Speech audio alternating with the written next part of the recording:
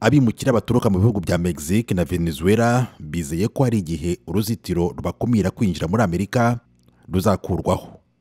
Ubwo hazaba ari inyuma y'icyemezo cy'urukiko. Aba bagaragara ko batewe inyota no kugera ku butaka bwa Amerika bumvikanisha amarangamutima yabo bavuga ko nabo bafite inzozi bashaka kugeraho. Jose Rogers afite imyaka 38. Ni umwimukira wo muri Venezuela. Ahagaze ku mupaka wa Mexique na Amerika yumvikanisha impamvu bakwiye guhabwa amahirwe yo kuza muri Amerika.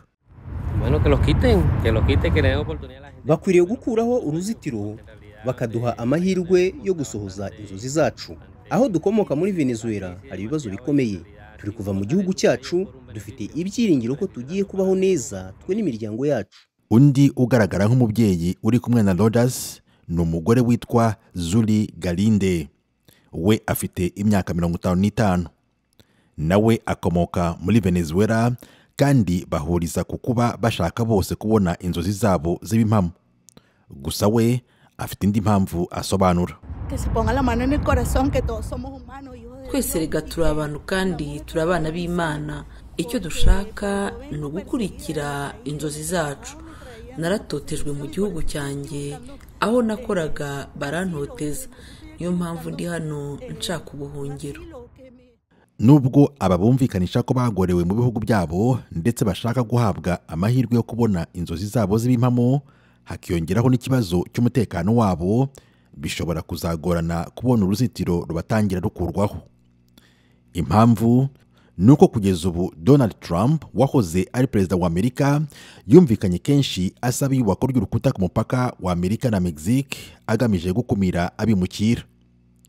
Nawe afite inzozi zo kongera kuba perezida, ibyatuma inzozi z'abimukira zo zibagirana. Niwe ushobora kuzahagararira ishyaka akomokamo ry'abarepublikani mu matora yimirije mu mpera z'uyu mwaka.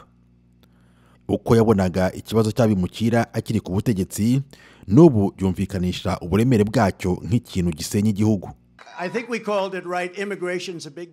Ngira ngo ikibazo cy'abimukira tuzi ko ari ikibazo gikomeye cyane.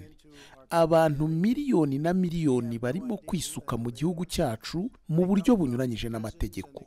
Ntituzi abari bo, ntituzi aho baturuka, baza bavuye mu magereza n'ahantu hagenewe kuba abantu bafite ibibazo byo mu mutwe. Ibi ni ibintu byica igihugu cyacu, kuko ni abantu bacuruza ibiyobyabwenge kandi binjira bisanzuye nta muntu n'umwe ubareba. Ku wa mbere urukiko rw'ikirenga rwa Amerika rwemeje ko ubutegetsi bwa Perezida Joe Biden bukuraho inzitizi z'uruzitiro ku mupaka wa Amerika na Mexique. Ni uruzitiro rw'insinga rwari rwashyizwemo imbaraga na leta ya Texas yabikoze igamije gukumira abimukira bava muri Mexique binjira mu gihugu ku buryo budakurikije amategeko. Ikibazo cy'abimukira nicyo kiza ku isonga muri iki gihe muri uyu mwaka w'amatora. Nicyo kandi cyabaye iturufu cyangwa se intwari ikomeye Trump akoresha nk'uburyo bushobora gutuma yongera kwibona ari perezida wa Amerika. Tim Harris ishimwe, ijwi ry'Amerika.